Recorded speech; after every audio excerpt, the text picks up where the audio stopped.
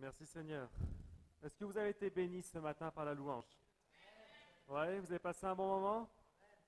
On va croire que ce n'est pas fini et que ça va continuer. On va avoir un temps qu'on va passer au travers de la parole de Dieu. Je sais que ce matin, Dieu va nous parler. Amen. Alors là où on est, on va fermer nos yeux et on va commencer à rendre grâce au Seigneur. On va prendre ce temps dans la prière. Seigneur Dieu Tout-Puissant, je veux te remercier, Père, parce que ta présence est au milieu de nous. Parce que Seigneur, tu prends soin de nos vies. Tu es celui, Seigneur, qui ce matin veut encore agir parmi nous, Père éternel. Ce matin, nous voulons te remettre ce temps de culte, Seigneur. Nous voulons croire que ta présence est dans ce lieu éternel et que nous voulons être disposés à recevoir ta parole, Seigneur. Que nos cœurs ce matin soient ouverts, Seigneur. Ouvre notre intelligence, Seigneur, afin que ta parole puisse porter du fruit dans notre vie, Seigneur. Nous te rendons grâce, Dieu, pour chaque personne présente dans ce lieu. Et nous décrétons qu'à partir de ce matin, Seigneur, notre vie va être transformée par la puissance du nom de Jésus-Christ. Merci, Seigneur, pour tout ce que tu vas faire. C'est dans le nom de Jésus qu'on a prié. Amen et Amen. Merci, Seigneur. Alors, ce matin, on va partager un message sur la famille. Qui aime sa famille? Alléluia, tout le monde, j'espère. Si tu n'aimes pas ta famille, dans ce cas-là, il faut te repentir parce que tu dois aimer ta famille. Et le titre du message de ce matin, c'est « Protéger la famille ». Protéger la famille. Vous savez que la famille, c'est la création de Dieu. Et on sait tous qu'en tant que création de Dieu, l'ennemi a en abomination la famille. Alors, tout simplement, ce que Satan cherche à faire, c'est la destruction de la famille, en commençant souvent par les couples, ensuite par les enfants. Enfin bref, Satan essaye de détruire la famille depuis la racine, depuis son commencement, afin que nous ne puissions pas avoir une société, on va dire, en bonne santé, une société qui avance. Alors vraiment, ce matin, on va voir comment Dieu met à notre disposition, au travers de sa parole, les armes nécessaires pour protéger sa famille. Amen. Alors, on va ouvrir notre Bible dans 1 Timothée, au chapitre 5 et au verset 8. 1 Timothée, chapitre 5 et verset 8, où il est dit « Si quelqu'un ne prend pas soin des siens, et en particulier des membres de sa famille proche, il a renié la foi et il est pire qu'un non-croyant. » On va le relire quand même. Si quelqu'un ne prend pas soin des siens, et en particulier des membres de sa famille proche, il a renié la foi et il est pire qu'un non-croyant. Amen. Regardez, la parole de Dieu vient de nous dire quelque chose. Que le premier objectif dans notre vie, notre premier ministère, c'est notre famille. Amen. Regardez bien ce qui est dit, c'est que si tu ne prends pas soin des membres de ta famille, ça veut dire que tu as renié la foi. Si tu ne prends pas soin des gens de ta maison, ça veut dire que tu ne fais même pas la première chose pour laquelle Dieu t'a appelé, prendre soin de ta famille. C'est ton premier ministère, c'est ta première cellule, c'est le trésor le plus précieux que Dieu t'a donné.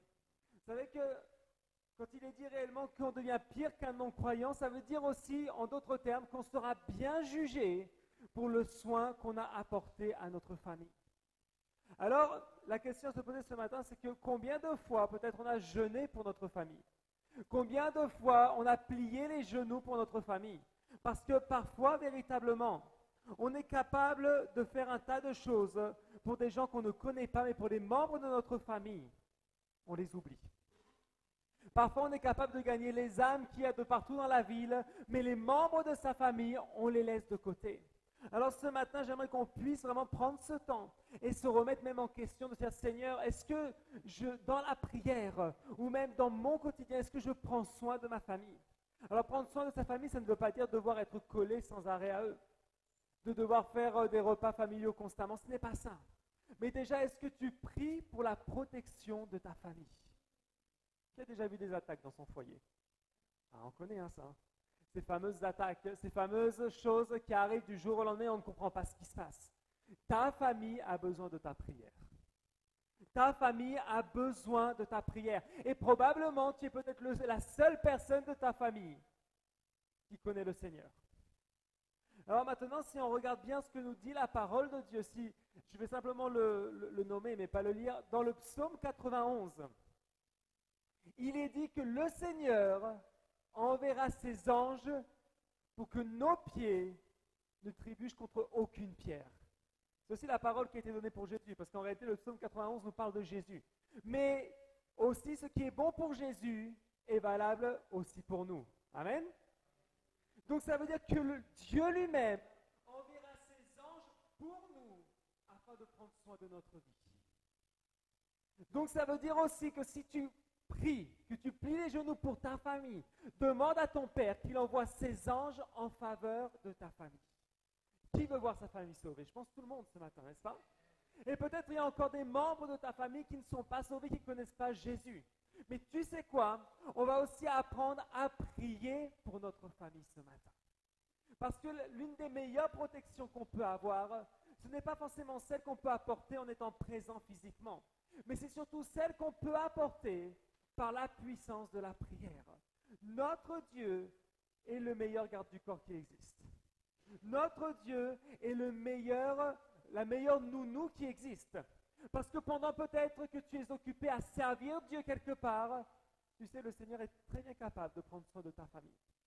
Je me souviens à l'époque, lorsqu'on est revenu en France après la Colombie, mon beau-frère était dans le monde, mais à 200%.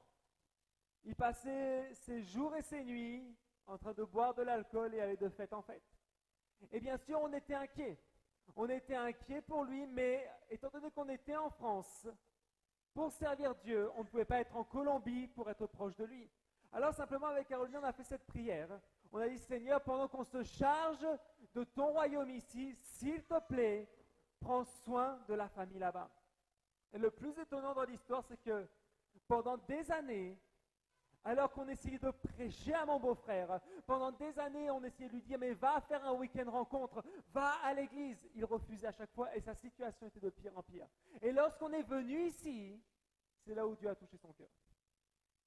Et vous savez, l'enseignement le plus incroyable que ça peut donner, c'est que Dieu n'a pas besoin forcément de ta présence physique, il a besoin de ta prière et de ton intercession. Amen.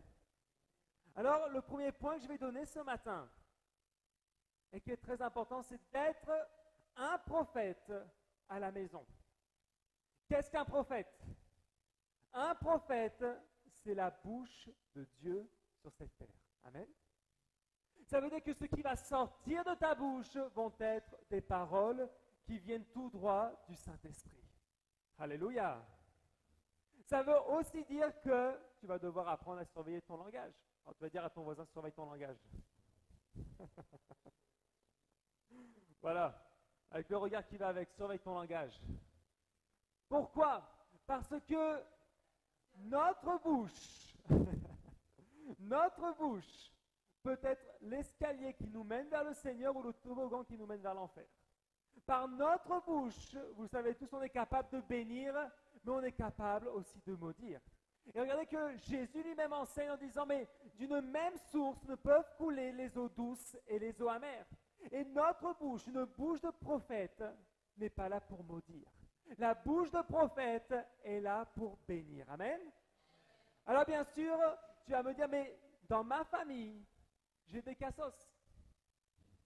Dans ma famille, j'ai du mal à proclamer des bonnes choses parce que quand je vois les caractères, lorsque je vois les situations, j'ai du mal à dire que telle ou telle personne est une bonne personne.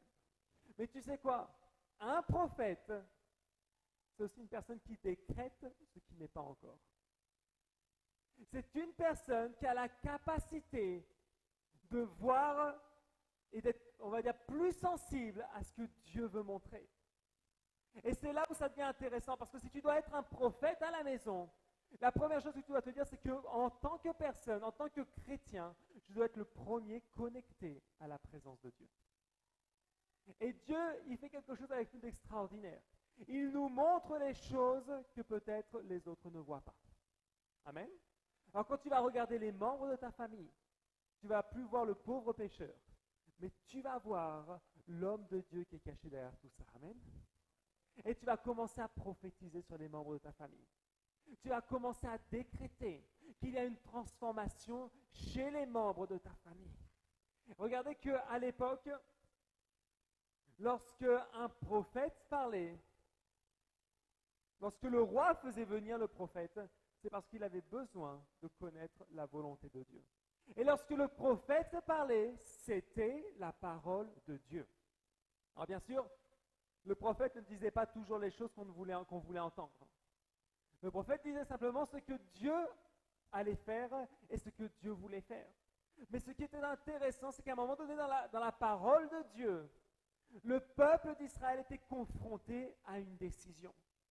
Il s'était confronté à la décision de dire, est-ce qu'on reste esclave à Babylone ou est-ce qu'on va en Égypte? Et quand vous lisez ce passage de la Bible, le peuple d'Israël prend le prophète et dit, écoute, ce que tu nous diras, on fera. Ce que tu vas dire sur notre vie, on fera.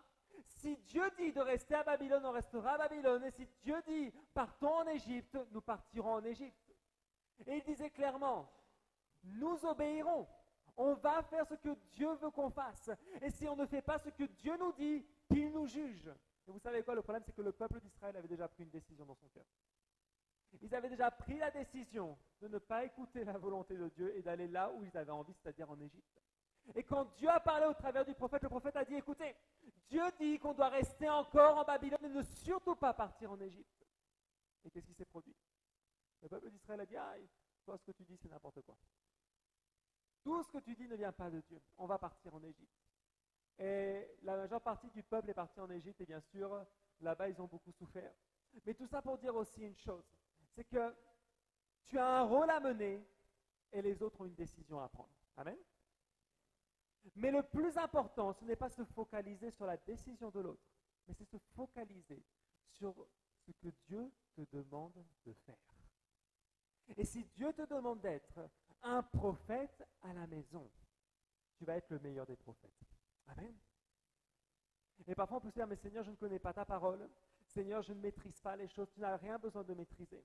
Tu sais, le meilleur moyen d'être un excellent prophète, c'est de demeurer constamment dans la présence de Dieu. De chercher à le suivre, de chercher ce que lui désire pour ta vie. Et tu sais, pour chercher ce que lui désire pour ta vie, c'est très simple, tu vas le chercher dans la prière. Tu vas bien sûr le chercher dans des temps d'intimité avec lui. Mais tu sais, être connecté constamment à la présence de Dieu, c'est pas toujours être à genoux devant Dieu. C'est quand tu vas au travail, c'est quand tu vis ta vie, mais c'est de chercher toujours que le Seigneur ait la première place dans ton cœur. Vous savez, ce qui est intéressant, c'est que en tant que pour ceux qui sont déjà parents, en tant que chef de famille, en tant que décisionnaire à la maison, la moindre décision que tu prends va affecter absolument tout le foyer, n'est-ce pas? Ça peut être le moindre achat. Pour ceux qui veulent des fois s'acheter une très grande télé mais qui n'ont pas forcément les moyens, la moindre décision va affecter tout le foyer.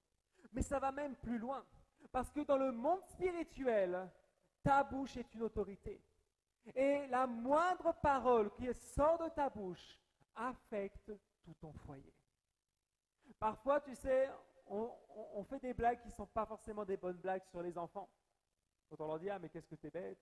Ah, mais t'es complètement idiot. Ah, mais t'as deux mains gauches. » Vous savez, parfois, pour nous, ça ne nous affecte pas.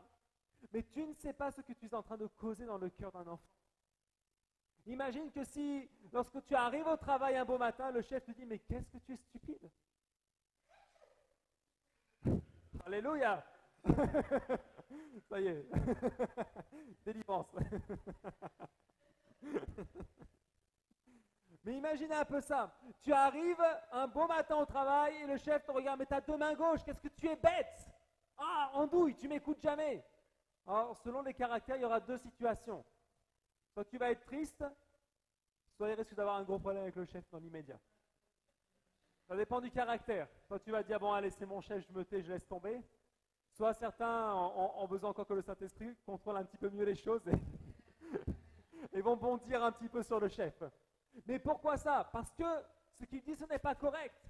Et en tant qu'autorité, même séculière, il est en train de dire quelque chose qui n'est pas bon.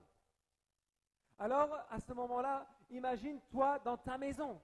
Tout ce que tu dis a un impact. Tout ce qui sort de ta bouche. Et le meilleur moyen de pouvoir changer de langage, c'est de se remplir de la parole de Dieu. Regardez que Jésus n'a jamais dit à un de ses disciples, mais qu'est-ce que tu es nul, toi? Mais qu'est-ce que tu es bête? Oh, je me demande pourquoi je t'ai choisi. Jésus n'a jamais parlé comme ça à ses disciples. Jésus prenait ses disciples comme ses enfants. Et comme ses enfants, il les enseignait. Bien sûr, il savait les corriger.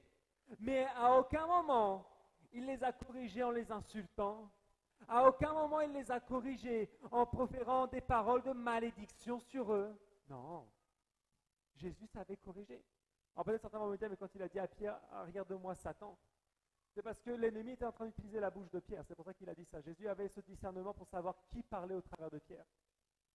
Alors que Jésus était très fort pour discerner, parce que lorsque Pierre lui a dit, tu es le Christ, le Fils du Dieu vivant, qu'est-ce qu'il a dit? Il a dit, ce n'est ni la chair, ni le sang qui te l'a révélé, mais c'est mon esprit. C'est l'esprit de mon Père qui te le révèle. Ça voulait dire que là, c'est le Saint-Esprit qui parle au travers de ta bouche, Pierre.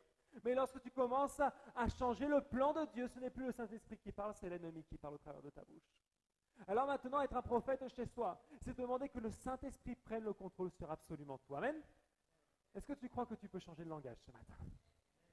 Alléluia. Et tu vas changer de langage, tu auras le meilleur langage. Et les gens se rendront compte, parce que non seulement tu seras prophète à la maison, prophète devant ta famille, mais tu seras aussi prophète à ton travail. Tu seras prophète devant tes amis. Et les gens vont se rendre compte. Et de cette manière, ils connaîtront Christ.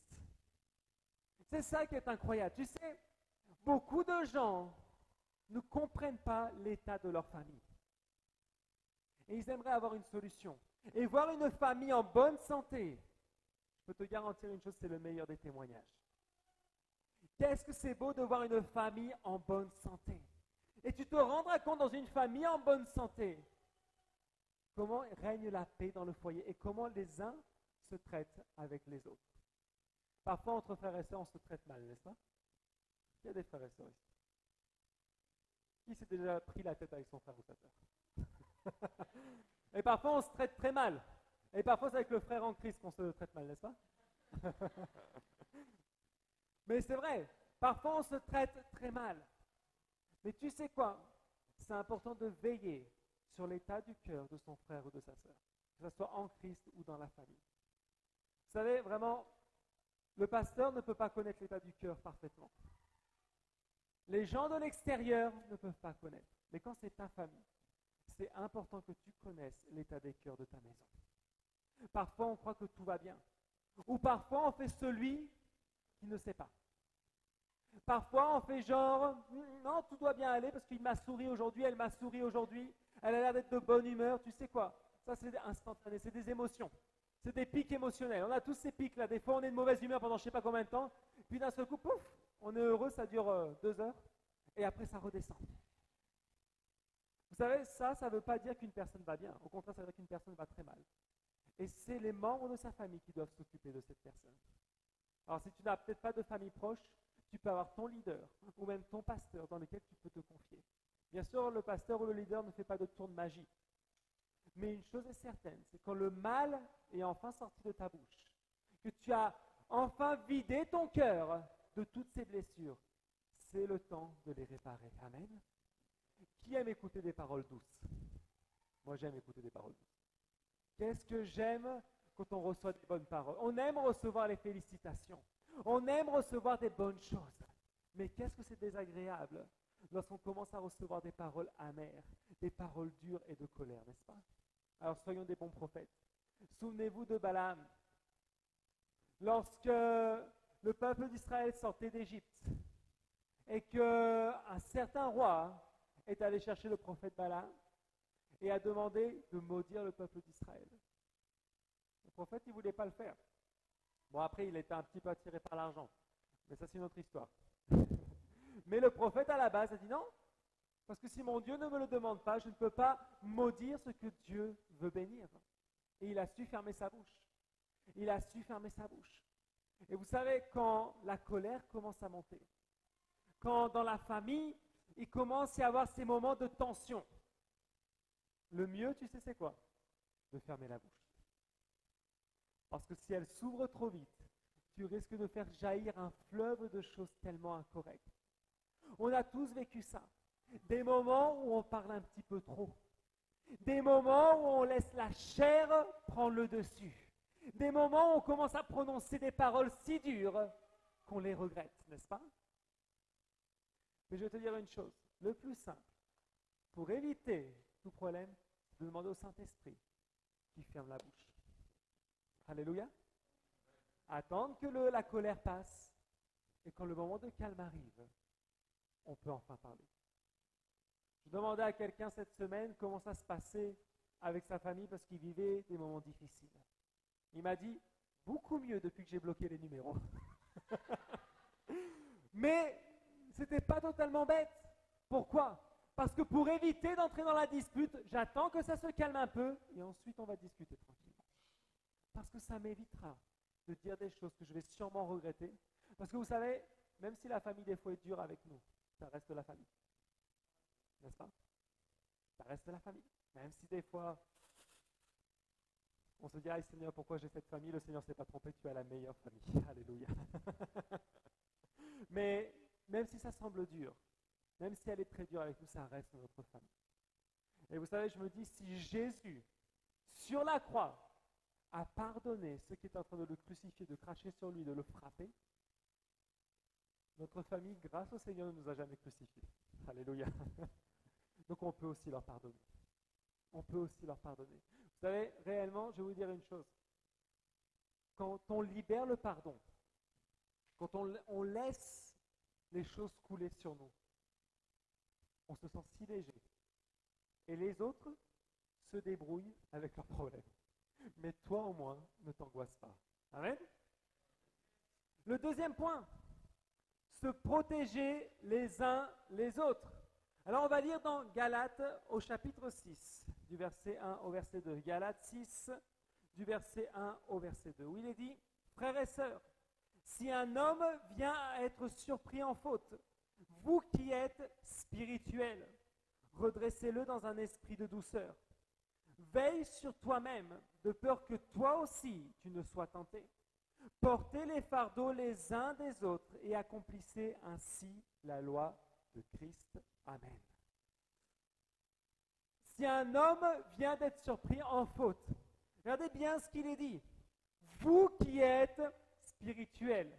Là, en fait, l'apôtre Paul est en train de dire, vous qui, soi-disant dites, être des gens spirituels, qui cherchez la présence de Dieu, comment vous allez réagir lorsque vous surprenez quelqu'un dans le péché? Alors, il y a plusieurs solutions. Si tu n'es pas spirituel, mais plutôt charnel, comme faisaient les hommes religieux à l'époque, ils prenaient les gens en place publique et ils allaient pour les lapider. Parce que c'était comme ça. Vous savez, vous vous rappelez de ce fameux témoignage de la femme adultère qui avait été emmenée par les Juifs devant tout le monde. Et là, tous très heureux, la pierre à la main, prêts à la lapider. C'était un peu fort à l'époque quand même, parce que je ne sais pas si vous vous rendez compte de la scène, mais on vous amène quelqu'un sur le devant, vous avez tous votre pierre à la main, et c'est comme un spectacle. Et vous essayez de viser la tête pour que ça fasse mal, vous essayez de viser, imaginez un petit peu ça. Et ces gens-là se disaient, qui connaissaient le Seigneur, qui aimaient le Seigneur, etc., des gens remplis d'amour, n'est-ce pas? Et ils étaient comme ça, prêts à lapider. Et souvenez-vous de cette histoire lorsqu'ils interrogent Jésus. Alors Jésus, qu'est-ce qu'on fait? Parce que tu sais que la loi qui a été donnée, c'était ça. On doit éradiquer le péché. La Bible dit que Jésus s'est mis à écrire sur le sol. Et certains qui font la théologie disent qu'il s'est mis à écrire les péchés de chacune des personnes qui étaient prêtes à lancer la pierre. Alors si c'était le cas, je vous laisse un petit peu imaginer la scène. Celui qui était prêt à jeter la pierre là comme ça, et Jésus qui commençait à écrire. Menteur. Bon. J'imagine qu'il se sentait un petit peu mal. Le deuxième qui disait, ah moi il n'y a pas de souci. Et qui disait, adultère toi aussi. Oui. Et les uns après les autres, j'imagine Jésus en train d'écrire. Toi telle chose, toi telle chose, toi telle chose. Et la Bible dit que les uns après les autres sont partis. Pourquoi? Parce que tous étaient pécheurs. Tous étaient pécheurs. Tous. Et ce que Jésus a démontré, c'est exactement ça. Quand quelqu'un est surpris dans la faute, nous qui sommes spirituels, le but c'est quoi? De le redresser, mais comment? Avec douceur. Amen? Je vais dire à ton voisin, avec douceur. Parce que parfois, lorsqu'on a un caractère qui est fort, on oublie la douceur. On oublie à être doux. Alors peut-être certains vont me dire, ouais, mais attends, je ne vais pas cautionner le péché. On ne parle pas de cautionner le péché. On parle de redresser. On parle de dire à la personne, ce que tu as fait, c'est incorrect, mais je vais t'aider.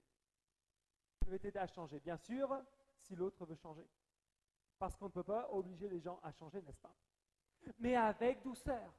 Vous savez, beaucoup de fois, lorsqu'on commet une erreur, lorsque l'on pêche, celui qui est un vrai chrétien se sent mal. On se sent mal.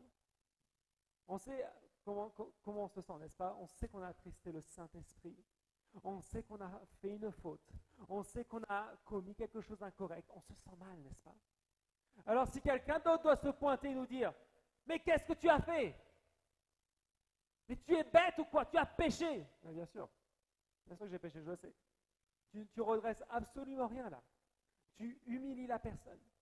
Mais alors redresser avec douceur, c'est essayer de le ramener sur le bon chemin. Bien sûr, il doit passer par la repentance. Bien sûr, il doit montrer du fruit de repentance, n'est-ce pas? Parce qu'une chose, c'est regretter et autre chose, c'est la repentance. Le regret, c'est quoi? Le regret, c'est quand je pêche. Aïe, Seigneur, pardonne-moi, vraiment, j'ai fait quelque chose de terrible. Amen, amen, amen, alléluia, et je continue. Ah, et 2 semaines après, ça recommence. 2 semaines encore après, ça recommence. Mais celui qui rentre dans la repentance, qui comprend la gravité de son péché, il ne retombera pas. Il ne retombera pas. Parce qu'il a compris. Parce qu'il sait à quel point c'était grave. Parce qu'il a conscience de l'erreur qu'il a commise. Alors attention, lorsque Jésus nous parle de repentance, il ne nous parle pas de remords. La repentance mène à un changement radical. Amen.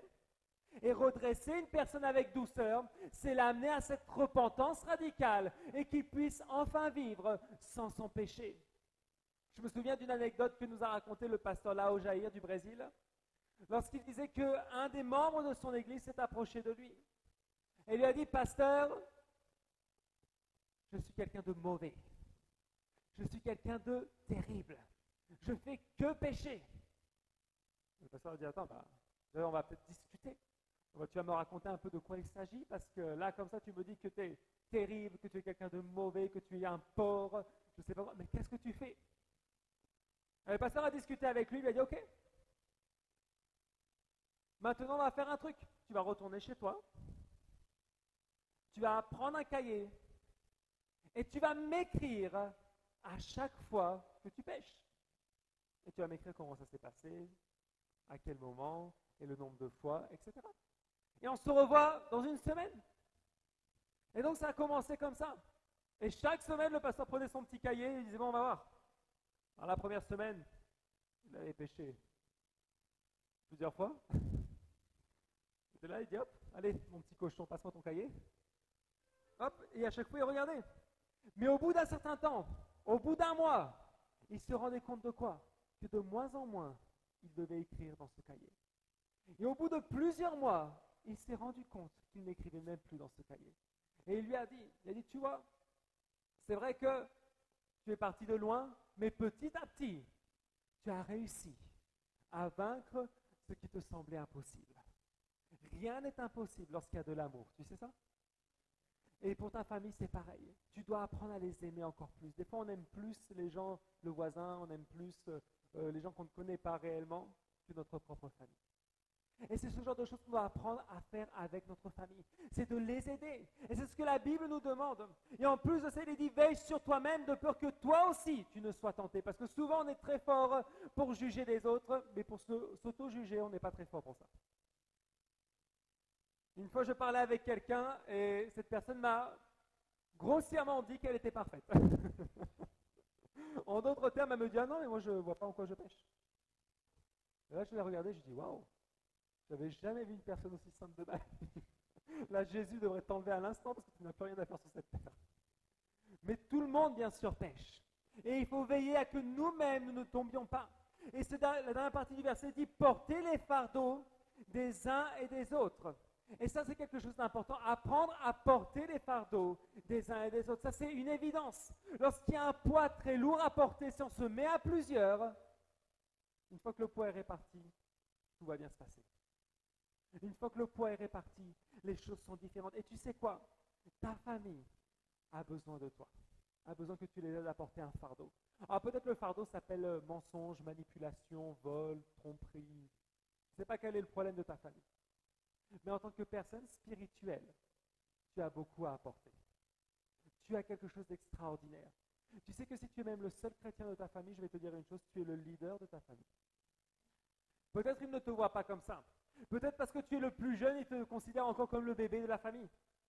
Et pourtant, c'est toi qui vas les amener vers le Seigneur. Amen. Souvenez-vous, Dieu n'utilise pas les meilleurs. Dieu n'utilise pas les plus intelligents. Ça veut pas dire que tu n'es pas intelligent. Attention. Dieu n'utilise pas ceux qui maîtrisent le plus les choses, ceux qui ont le plus d'argent. Non. Dieu aime utiliser ceux qui sont complètement à l'ouest. Dieu se sert de ceux qui n'ont, soi-disant, à leurs yeux, rien à apporter. C'est ça qui est incroyable. Souvenez-vous de Moïse. Moïse, le gars qui bégayait. Souvenez-vous de David, un adultère. Souvenez-vous de qui d'autre? J'en ai même pas en tête, mais il y en a tellement, des assassins. Regardez Joseph, par exemple. Joseph, lui, c'était le petit, enfin l'avant-dernier de la famille, le petit préféré de papa. Bien innocent, il racontait tous les rêves que Dieu lui donnait. Il se disait, j'ai un rêve à vous raconter. J'ai vu la lune et le soleil et 11 étoiles se prosterner devant moi. Et là, le papa, il dit, mais attends, tu crois qu'on va se prosterner devant toi? Il racontait ça comme ça. Et ça a énervé ses frères. Et il a été vendu en tant qu'esclave. Et il a été en Égypte, dans un pays où, vous savez quoi, je vais vous dire un truc. Peut-être que vous ne le saviez pas, mais la Bible nous dit clairement que aux yeux des Égyptiens, les Hébreux, ils ne pouvaient pas les approcher. Ils étaient considérés comme inférieurs, comme répugnants pour eux. Alors imaginez un peu ça. Il a sûrement souffert du racisme. Il a sûrement souffert de ces choses-là parce que Joseph a été emmené dans un autre pays, une nation qu'il ne connaissait pas, dont il ne connaissait surtout pas la langue. Il arrive là, vendu en tant qu'esclave, dans la maison de Potiphar. Et pourtant Dieu le bénissait. Et de ce petit-là, qui n'avait que 16 ans, il a été le numéro 2 dans la maison de Potiphar, donc juste derrière Potiphar. Et quelques années plus tard, il était le numéro 2 de l'Égypte. Regardez ce que Dieu peut faire lorsqu'on lui fait confiance. Si tu crois que Dieu t'a appelé pour être un prophète chez toi, pour prendre soin des membres de ta famille, tu vas avoir une famille transformée. Amen. Et le troisième et dernier point, être sous une couverture spirituelle. Être sous une couverture spirituelle. C'est extrêmement important. On a toujours besoin d'une autre personne au-dessus de nous. Amen. Toujours besoin. C'est important. Parce que celui qui va être au-dessus de toi, on va dire spirituellement, il va te couvrir par ses prières. Et tu sais, si tu es le seul chrétien chez toi, c'est toi qui vas couvrir ta famille par tes prières. Tu seras la couverture spirituelle. Tu seras celui qui va permettre que ta famille demeure protégée sous les ailes du Seigneur. Amen. C'est ça qu'on doit apprendre à faire. Parce que vous savez, aujourd'hui, la famille est attaquée. Je ne sais pas si vous connaissez la dernière production de Pixar. Mais la dernière production de Pixar, c'est l'histoire de 2 enfants homosexuels. Ils vont sortir très bientôt ce dessin animé, il va passer au cinéma, dans tous les ciné. Pourquoi? Parce que Satan s'attaque à la famille. Et Satan s'attaque aux plus jeunes. Parce que c'est beaucoup plus facile de corrompre un enfant. Un enfant, c'est une éponge. Tout ce que tu lui dis, il va le prendre. Tout. Et si on commence à rentrer dans une société où il y a ce genre d'enseignement, les enfants vont le prendre aussi. Et Pixar, c'est pas un petit studio. Pixar, c'est énorme. Et le pire dans tout ça, c'est que je crois que ceux qui le suivent sur Instagram, je ne sais plus si c'est 1 million, mais il y a 1 million de suivis sur Instagram, sur ce film-là qui va sortir. Et nous, en tant que chrétiens, on est parfois un tout petit peu trop tranquille. On imagine, non, mais ça ne nous touchera pas. Mais c'est aujourd'hui une réalité. Satan sait que ces jours lui sont comptés. Satan sait que Jésus est bientôt là. Et donc il s'attaque au plus vite à la famille. C'est à nous de protéger notre famille. On ne peut plus être innocent comme avant. On peut se dire, ah non, mais il n'y a rien de bizarre. Non, il n'y a rien de spécial là-dedans. Si, maintenant il y a. Crois-moi que maintenant il y a. Et ça, c'est un exemple parmi tant d'autres. Ça, c'est un exemple parmi peut-être des milliers d'exemples qui vont commencer à venir. Vous savez qu'une des branches de Disney a aussi sa série avec des adolescents homosexuels. Et ça va aller de plus en plus dans ce sens-là. Il ne faut pas se voiler la face. La seule chose, c'est de se dire, nous, en tant que chrétiens, qu'est-ce qu'on va faire? Comment on va protéger notre famille?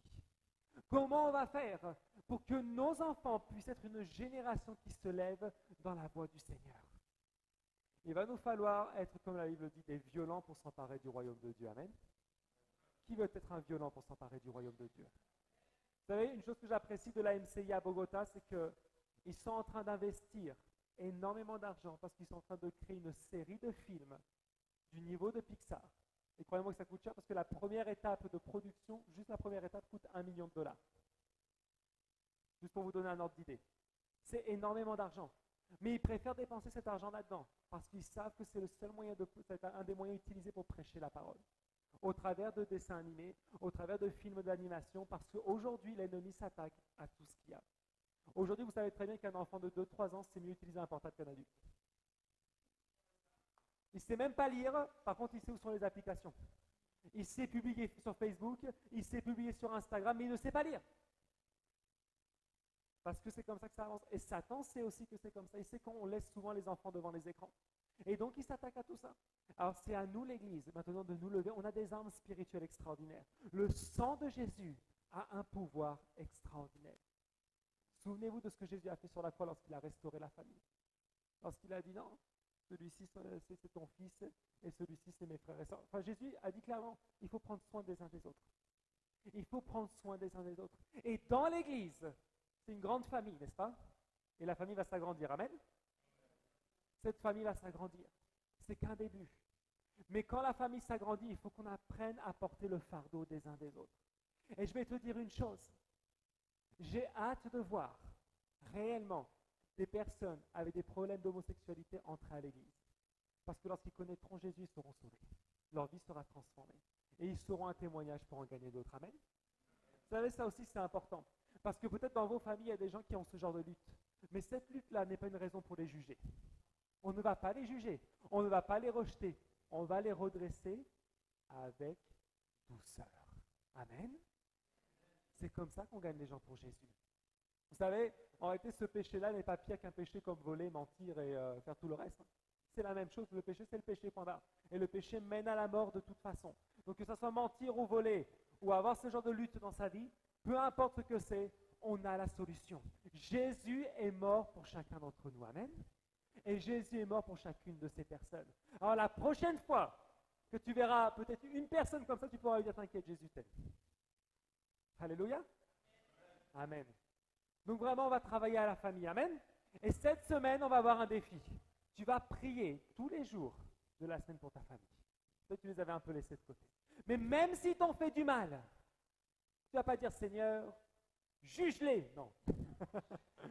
Fais tomber le feu du ciel sur leur vie, à qu'ils comprennent une bonne fois pour toutes qui a raison. Non. C'est triste. Peut-être certaines personnes utilisent ça contre toi en disant, ah, que Dieu te juge alors. Ah, ben, que Dieu juge, amen. Il n'y a pas de souci.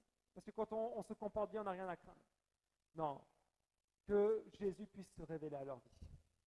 Que Jésus puisse véritablement faire un miracle et que leur cœur soit touché. Amen. Vraiment, je sais que quelque chose de grand va arriver pour la famille. Et tu sais quoi? Invite les membres de ta famille à venir à l'église. Peut-être qu'ils ont toujours refusé. Mais si tu pries, si tu plies les genoux, ils vont venir.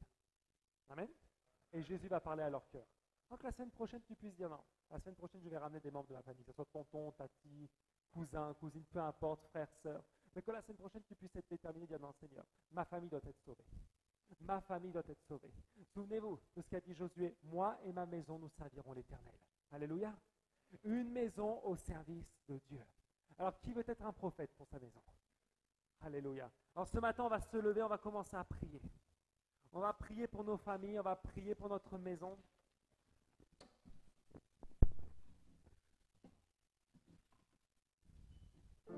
Alléluia.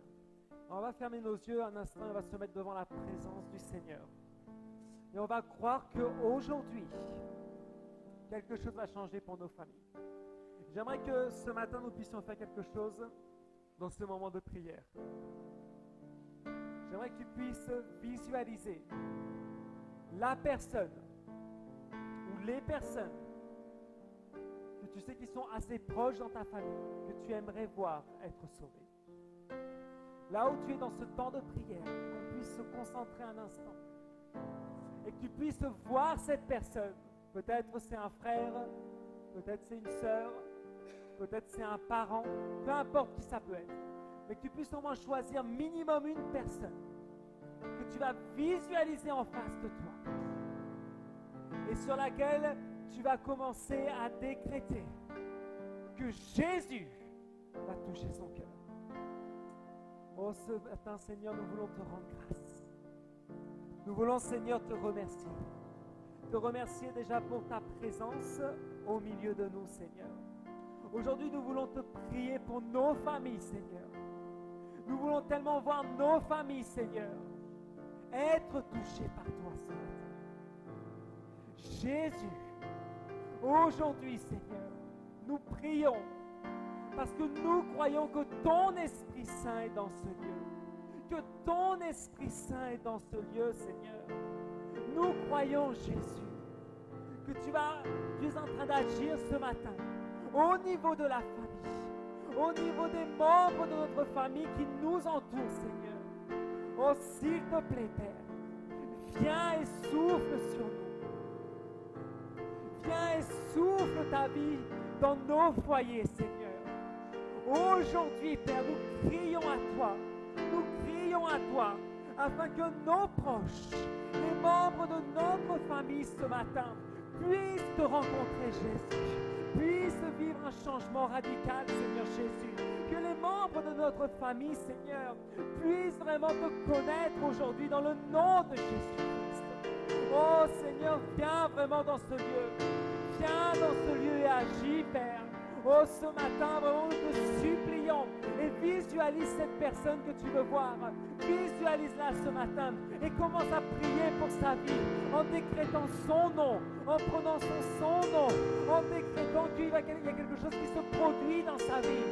Ce matin, Seigneur, agis puissamment.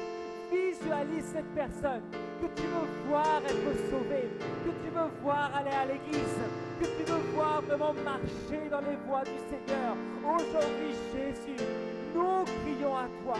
Nous crions à toi, Seigneur. Tu as le pouvoir vraiment de changer les choses. Tu as le pouvoir, Seigneur Jésus, de changer le cœur de Pierre en un cœur de chair, Seigneur. Notre famille a besoin de toi, Jésus. Que ton sang précieux coule ce matin. Que ton sang précieux coule ce matin, Jésus. Nous l'appliquons sur notre famille, Seigneur. Oh Jésus-Christ, agis aujourd'hui. Agis sur notre famille, Jésus. Oh, ce matin, vraiment, nous saisissons une goutte de ton sang précieux, Seigneur. Et nous décrétons que ce sang précieux lave, purifie, sanctifie, Jésus. Aujourd'hui, Seigneur, tu marches avec nous, Seigneur. Aujourd'hui, Jésus, tu protèges les familles. Tu protèges les familles, Seigneur. Nous voulons ce cercle de protection, Seigneur, dans le nom de Jésus. Dans le nom de Jésus-Christ. Oh Dieu Tout-Puissant.